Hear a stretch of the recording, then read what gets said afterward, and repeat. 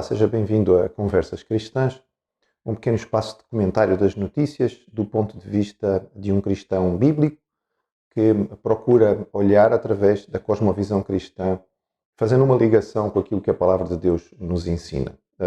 O banqueiro João Rendeiro voltou às notícias em Portugal, às capas de jornal, etc., em grande medida, por causa de uma entrevista exclusiva que ele deu à CNN Portugal. A CNN agora tem uma filial em Portugal, teoricamente entrou no lugar da TVI 24.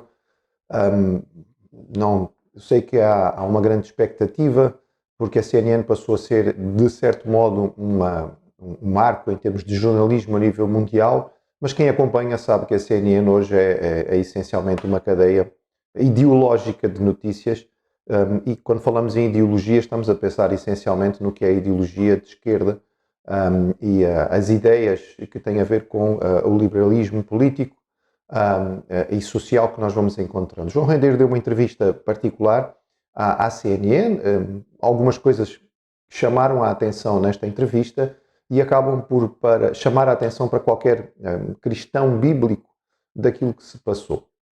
Lembrando que o João Rendeiro foi investigado, passou por todo o processo de tribunal, por mais do que uma instância, e foi condenado, de facto, a alguns anos de prisão por vários crimes ligados à banca, ligados ao branqueamento de capitais, enfim, à utilização indevida de verbas. Sabendo que trata-se de gente que vive num nível social muito alto, há, neste momento, no imaginário da nossa população, pensar que se passa, né, uma fuga, ele fugiu aonde ele está, num paraíso tropical, algures a desfrutar da vida. Ele deu a entender que não precisa sequer se esconder ou se mascarar, não é preciso usar uma peruca ou alguma coisa que, dificulta a sua identificação, que pode sair à rua à vontade e que vai à praia e que vai ao ginásio, etc. Portanto, ficou-se a saber que ele está num local que dá próximo da costa, mas ele teve o cuidado de não identificar o local, quer em termos de fuso horário. Estas são particularidades da entrevista.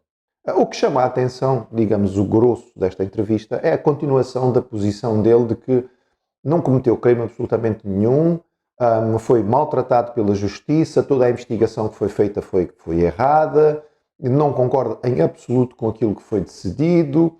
Portanto, a decisão está manchada de uma série de irregularidades, inclusive afirma que não passou em julgado, quando na verdade já transitou em julgado. Enfim, há uma série de alegações que ele faz contra a justiça portuguesa, que, lembremos, não vive momentos muito bons nos últimos anos. Também, além de não haver qualquer reconhecimento, ele continua a se colocar numa posição de vítima.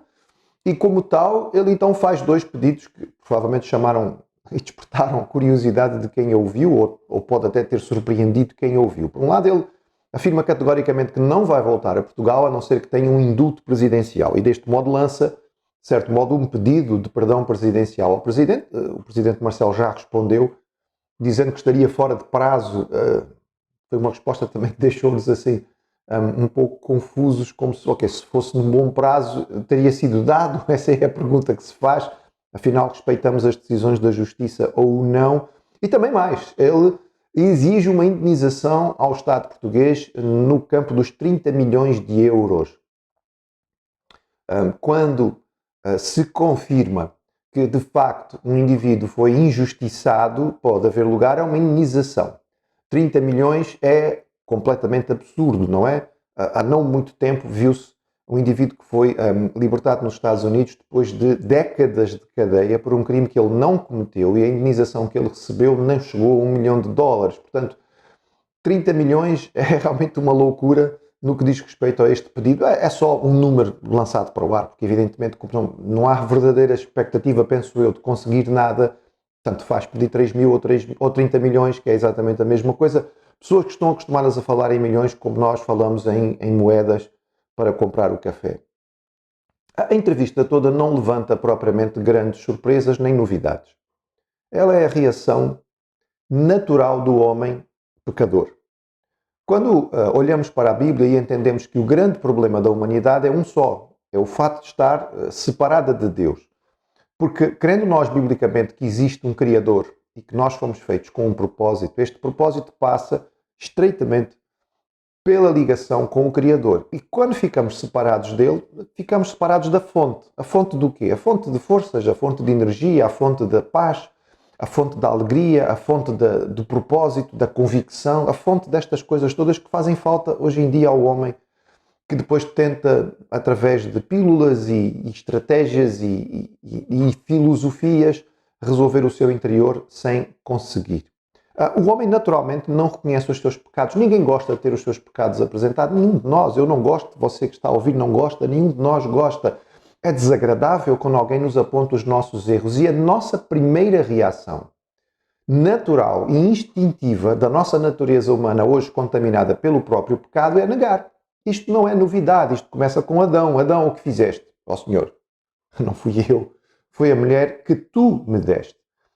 E na pequena resposta de Adão está implícita a acusação a duas pessoas. Primeiro, à mulher, e é verdade, a mulher tinha tido uma responsabilidade, e a Deus, porque afinal foi Deus que criou a mulher. Ou seja, se Deus não tivesse feito a mulher e Adão tivesse continuado sozinho, não tinha caído em pecado.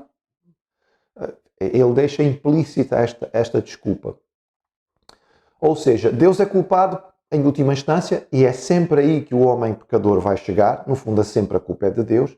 Mas, por outro lado, a culpa é da circunstância, a culpa é da pessoa que está ao lado. E a psicologia moderna ajudou-nos certamente a pensar desta maneira. Porque na psicologia nós hoje em dia aprendemos a culpar toda a gente, não é? Foi a nossa mãe que não nos amamentou o tempo suficiente, foi o nosso pai que foi uma figura demasiado rígida e distante, foi os nossos professores de escola que permitiram o bullying dos colegas, enfim, foi uma situação traumática que nós passamos na nossa adolescência, etc, etc, etc. E nós perguntamos porquê que algumas pessoas passam por tudo isto, e praticamente todos passam por tudo isto, e vencem e tornam-se pessoas dignas na vida, e outros têm simplesmente a desculpa de que passaram por isto. A desculpa do homem, a desculpa de João Rendeiro é a desculpa do homem natural. Não reconhece os seus pecados e acusa os que estão à sua volta. Justifica, desculpa, em vez de reconhecer. Ora, Deus dá ao homem a oportunidade de reconhecer as suas faltas. Deus foi ter com Adão e perguntou: Adão, o que fizeste? E depois perguntou a Eva: o que fizeste? E não há nenhum arrependimento nem em Adão nem em Eva. Depois não vai haver em Caim, e por aí vai. E chega até nós. E infelizmente o homem acaba por apontar o dedo ao próprio Deus, achar que é obrigatório o perdão, porque afinal de contas há justificativa para todas as minhas faltas, inclusive é que Deus tem mesmo a obrigação de lhe fazer o bem. É por isso que as pessoas não agradecem a Deus quando um filho nasce saudável, mas reclamam de Deus se ele nasce deficiente. As pessoas não agradecem a Deus quando vão mais uma vez ao médico e os seus exames estão bons, mas imediatamente se queixam se vier alguma informação de que estão com um cancro. A solução para o problema da humanidade é um só. Se o problema é pecado e a separação de Deus, a solução é voltarmos a Deus. E só vamos poder voltar, segundo as Escrituras, reconhecendo em primeiro lugar o nosso pecado. Não é fugindo das nossas culpas que nós chegamos lá. É olhando para aquilo que nós temos feito e reconhecendo: sou pecador, fiz mal, independentemente das circunstâncias, a responsabilidade é minha. Preciso de perdão.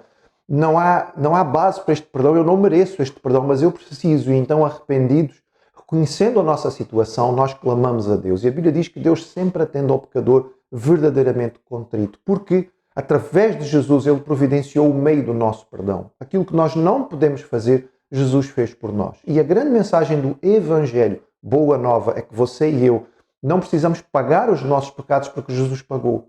Mas reconhecidos do nosso mal, clamando pelo perdão e aceitando o que Jesus fez por nós, nós podemos começar uma nova vida ligados a Deus. É isso que João Rendeiro precisa. É isso que você e eu precisamos. Não há outro caminho para a salvação.